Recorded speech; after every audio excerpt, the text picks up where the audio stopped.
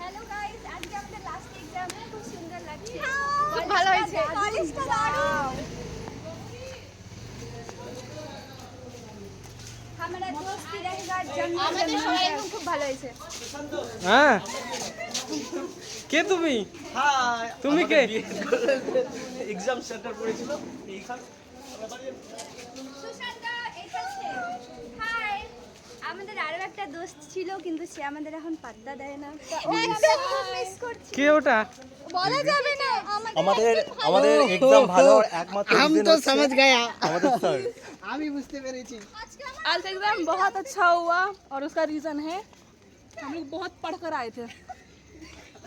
Exam कैसा हुआ राधा तुम्हारा? बहुत अच्छा उसका रीजन है सर लोगों ने बहुत अच्छे से पढ़ाया।